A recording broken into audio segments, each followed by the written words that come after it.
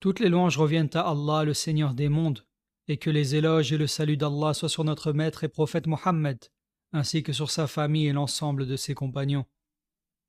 En ces jours de pèlerinage, se renouvellent chez le croyant, et même chez l'ensemble des musulmans, des moments où leurs cœurs s'épanouissent et où leurs esprits s'agitent avant l'accomplissement de leur rite. L'homme tourne son regard et voit de ses propres yeux des scènes qui apaisent la poitrine et réjouissent le cœur. Dans les esplanades des 2 mosquées sacrées et sur le sol des lieux saints se déroule un spectacle vraiment majestueux, une réunion de foi et de spiritualité. Un seul vêtement, un seul appel, une seule qibla, un seul prophète, et leur but est la satisfaction d'un seul Seigneur sans associé.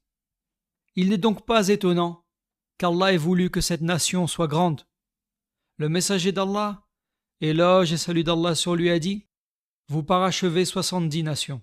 Vous êtes la meilleure d'entre elles et la plus honorée par Allah. Rapporté par At-Tirmidhi.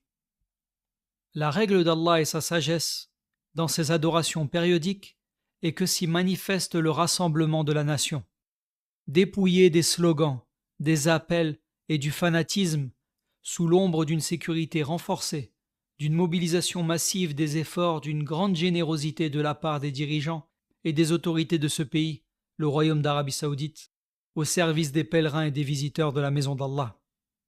Que la nation de Mohammed est grande lorsqu'elle revêt ses plus beaux atours et sa plus belle parure, pratiquant un culte dans lequel les rangs et les classes des gens sont égaux, sans considération de couleur, de race, de rang ou de position.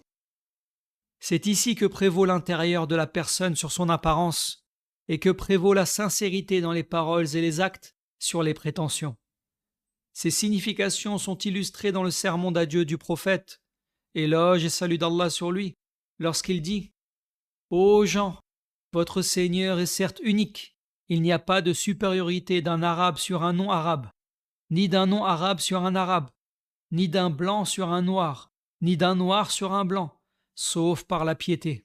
Le plus noble d'entre vous auprès d'Allah est le plus pieux, rapporté par Abu Naïm et Al-Bayhaqi. Les scènes que nous voyons aujourd'hui dans les rites du pèlerinage expriment beaucoup de ces valeurs islamiques: l'égalité, l'équité, l'harmonie, la solidarité, l'amour, la fraternité, la réalisation de la servitude et le dévouement pour Allah, la sincérité et l'humilité. Et c'est la raison de l'attirance naturelle des gens vers ces nobles fondements. Les gens aiment l'islam, qui s'est répandu et se propage, parce que ses enseignements sont clairs et distincts, et qu'il est une vérité évidente. Il réjouit les âmes, épanouit les poitrines, imprègne les cœurs, dissipe les angoisses des esprits troublés, comble le vide de la pensée, satisfait les besoins de l'âme, étanche sa soif et apporte la sécurité.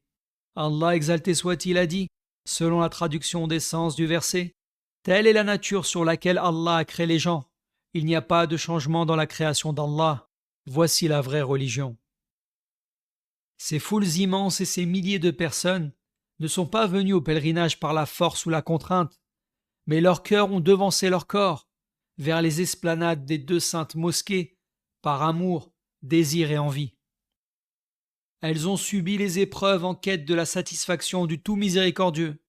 C'est la meilleure preuve que l'expansion de l'islam s'est faite et continue de se faire par des preuves éclatantes et des arguments irréfutables, ainsi que par la tolérance, les valeurs et la morale. Allah exalté soit-il a dit, selon la traduction des sens du verset: Il n'y a pas de contrainte en religion, car la voie droite se distingue de l'égarement. Et Allah a également dit, exalté soit-il, selon la traduction des sens du verset: Est-ce à toi de contraindre les gens à devenir croyants? Ces foules se sont tournées vers l'islam, car c'est une religion équilibrée et en harmonie avec les changements de la vie et des époques. Elle embrasse tous les individus, toutes les époques et tous les lieux. Elle répond à toutes les questions et donne les clés pour comprendre les événements. Allah exalté soit-il a dit, selon la traduction des sens du verset: Aujourd'hui j'ai parachevé pour vous votre religion et accompli sur vous mon bienfait, et j'agrée l'islam pour vous comme religion. La communauté musulmane aime sa religion, car elle est la source de laquelle provient la stabilité, une stabilité psychologique, une stabilité en matière de sécurité et une stabilité sociale. L'islam dissipe les causes d'inquiétude et d'anxiété et procure le repos de l'âme, le bonheur et la quiétude. Allah exalté soit-il a dit, selon la traduction des sens du verset, Allah ouvre à l'islam le cœur de celui qu'il veut guider. Quant à celui qu'il veut égarer, il rend sa poitrine étroite et inaccessible à la fois, à l'image de celui qui s'efforce vainement de parvenir au ciel. Les années passent, le temps s'écoule, et la communauté musulmane reste élevée par sa religion, forte grâce à sa foi et précieuse grâce à ses principes fondamentaux. Elle est la communauté des valeurs et des bons comportements. Ce que nous voyons aujourd'hui est la représentation d'une communauté unie dans la législation et les émotions. Ceci est un bienfait immense dont il faut avoir connaissance, dont il faut considérer la valeur et qu'il faut préserver en se montrant reconnaissant envers le bienfaiteur. Allah a assuré la prospérité de ce bienfait par un autre bienfait tout aussi immense, celui de son livre et la sunna de son prophète, éloge et salut d'Allah sur lui.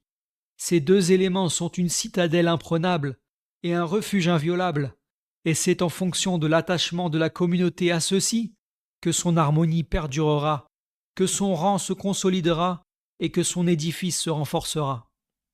Allah exalté soit-il a dit, selon la traduction des sens du verset, il a uni les cœurs des croyants, alors que si tu avais dépensé tout ce qui est sur terre, tu n'aurais pu unir leurs cœurs, mais c'est Allah qui les a unis. Ceci implique nécessairement de délaisser la division sous toutes ses formes, qu'elle se manifeste par la parole, les actes ou encore en brandissant les armes. Allah exalté soit-il a dit, selon la traduction des sens du verset, et ne divergez pas, sinon vous fléchirez et perdrez votre force. Le prophète, éloge et salut d'Allah sur lui, dit à ce sujet, votre vie, vos biens et votre honneur sont sacrés, comme les ce jour-ci, dans cette terre-ci, dans ce mois-ci. Rapporté par Al-Bukhari et Muslim. La communauté musulmane a le devoir de concrétiser une sécurité totale, à travers laquelle se réalisera la sécurité ici-bas et dans l'au-delà. Et cela en protégeant sa croyance des déviances et des ambiguïtés. Elle doit consolider la sécurité intellectuelle chez les jeunes de la communauté, afin qu'ils ne cèdent pas à l'extrémisme, à l'exagération, au sectarisme, et qu'ils ne tombent pas dans le piège des ambiguïtés et ne glissent pas avec les passions. Allah exalté soit-il a dit, selon la traduction des sens du verset, lequel des deux parties mérite le plus d'être à l'abri du châtiment, si vous le savez. Ceux qui ont cru et n'ont point entaché leur foi de quelque association. Eux seuls obtiendront cette sécurité, et eux seuls sont les bien guidés. La communauté musulmane est une communauté de savoir et d'action. Elle est constamment dans une évolution bénéfique et participe à développer la vie de ce bas monde. Elle incite à s'élancer sur les confins de la terre et à construire les pays. Elle s'écarte de l'ignorance, de la paresse et de la dépendance vis-à-vis des autres, tout en préservant les notions essentielles, les piliers de l'islam et les valeurs. Dans ce contexte, il est nécessaire pour la communauté de manifester la clémence de l'islam, sa facilité, son équité et la souplesse de ses règles, en s'écartant de toute chose qui pourrait dégrader son image et la clarté de ses règles religieuses.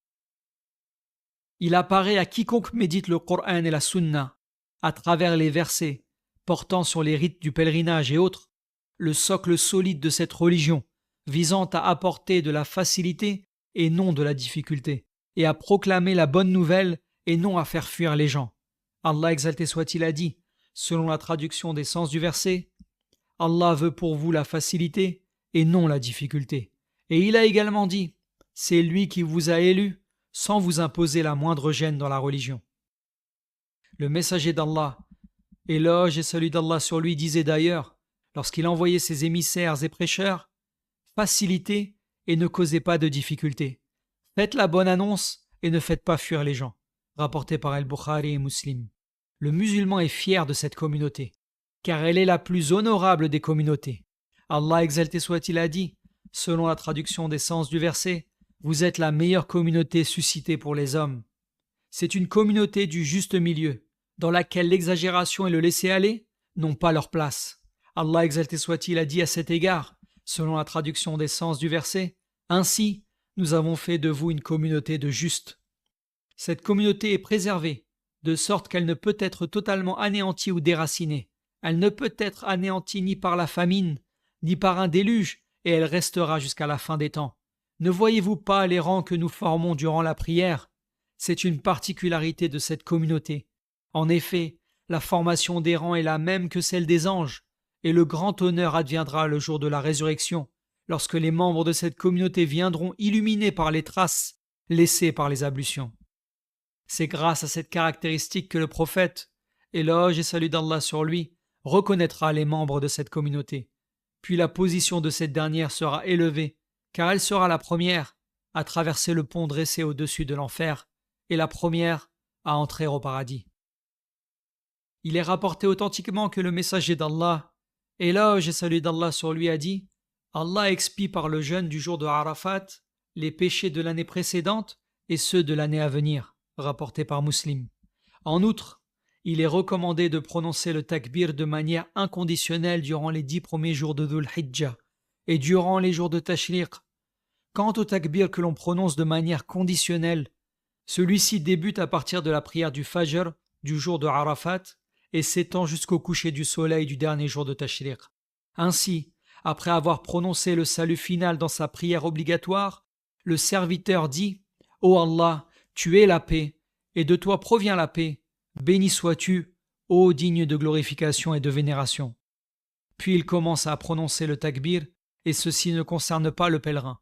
Le pèlerin, lui, doit commencer à prononcer le takbir de manière conditionnelle à partir de la prière de Dhuhr, du jour du sacrifice. Qu'Allah accepte de votre part, ainsi que de la nôtre, les bonnes œuvres que nous accomplissons.